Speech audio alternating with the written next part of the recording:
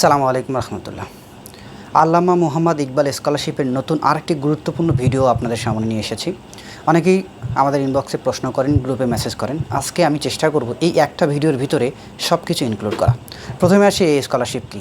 বাংলাদেশ পাকিস্তান দুই দেশের মধ্যকার সম্পর্ক উন্নয়নের জন্য পাকিস্তান সরকারের পক্ষ থেকে মোট 500 জন বাংলাদেশি শিক্ষার্থীকে এই স্কলারশিপটি প্রোভাইড করা হবে।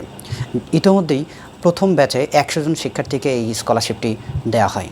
পরবর্তী অর্থাৎ দ্বিতীয় ব্যাচ আগামী এক সপ্তাহের ভেতর সার্কুলার প্রকাশ করবে, যেই ব্যাচে 100 জন শিক্ষার্থীকে তারা এই স্কলারশিপটি প্রোভাইড করবে। এবার আসি এই স্কলারশিপটির প্রোগ্রাম কী কী রয়েছে। এই স্কলারশিপের মধ্যে ইঞ্জিনিয়ারিং, মেডিকেল সহ সকল প্রোগ্রাম ইনক্লুডেড। আর্টস, কমার্স ব্যাকগ্রাউন্ডের সকল সাবজেক্ট এই স্কলারশিপে প্রোভাইড করা হয়।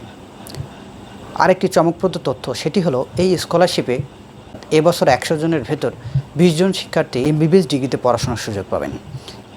এই স্কলারশিপের সুযোগ সুবিধার ভিতরে থাকছে, যেহেতু এটি একটি ফুল ফান্ডেড স্কলারশিপ, সেহেতু আপনাকে 1 টাকাও টিউশন ফি হিসেবে প্রোভাইড করতে হবে না।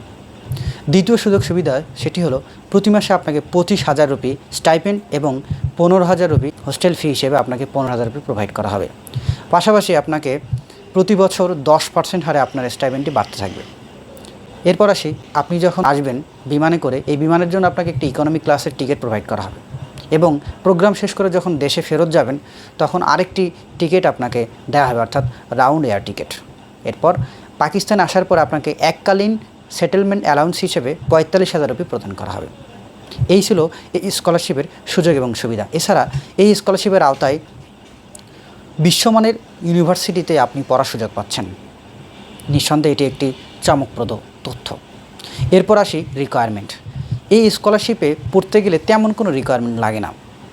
প্রথমত এখানে নেই কোনো IELTS কিংবা ভাষা দক্ষতার যে সার্টিফিকেট কিংবা অন্যান্য ধরনের ডকুমেন্টস, এটার কোনো প্রয়োজন নাই এখানে। এটা হচ্ছে সবথেকে বড় একটা সুবিধা। এরপর আসি, এই স্কলারশিপে যখন আপনি অ্যাপ্লাই করবেন, স্কলারশিপে আবেদনের সময় আপনার এডুকেশনাল যে ডকুমেন্টগুলো আছে, like SSC, HSC certificate, transcript, এগুলো তো সবারই আছে, সকলেই এটা দেবেন। পাশাপাশি পাসপোর্ট, NID কার্ড কিংবা বার্থ সার্টিফিকেট আপনার লাগতে পারে। গত বছর আমরা অনেকেই NID কার্ড দিয়েও স্কলারশিপে আবেদন করতে পেরেছে। তবে এবছর তারা পাসপোর্টটা ম্যান্ডেটরি করবে কি না, এটি সার্কুলার প্রকাশিত হলে আমরা বলতে পারবো। এটি ছিল রিকোয়ারমেন্ট। আরেকটি ছোট্ট রিকোয়ারমেন্ট রয়েছে, অনেকে জিজ্ঞাসা করেন আমি SSC 2019 কিংবা 18 অ্যাপ্লাই করতে পারবো কি না।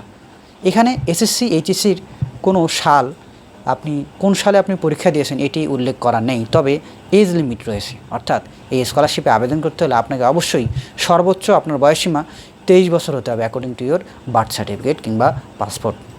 এটি ছিল বেসিক রিকোয়ারমেন্ট। এরপর সিলেকশন মেথড কী। এই স্কলারশিপে সিলেকশন হতে হলে আপনাকে 2টা স্টেজ পার করতে হবে।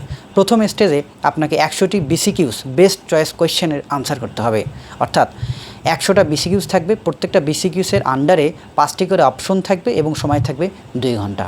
এবং সিলেবাস আমি এই ভিডিওর কমেন্টে আপনাকে পিন করে দেব কী কী সিলেবাস অন্তর্ভুক্ত রয়েছে। প্রশ্নটি হবে ইংলিশ মিডিয়ামে। ঘাবড়ানোর একটুও দরকার নেই, প্রশ্ন অনেক সোজা এবং ইজি হয়। আপনি নিঃসন্দেহে সুন্দর আনসার করতে পারবেন। আপনি ধরে নিতে পারেন এটি একটি বাংলাদেশের কোনো একটা বিশ্ববিদ্যালয়ের অ্যাডমিশন টেস্ট, তবে অতটাও কঠিন নয়। সিলেকশন পদ্ধতি এটি হলো ফার্স্ট। দ্বিতীয়টি হচ্ছে, আপনি যখন পরীক্ষা দেবেন, পরীক্ষা যখন আপনি পাস করবেন তখন আপনাকে মেইল করা হবে।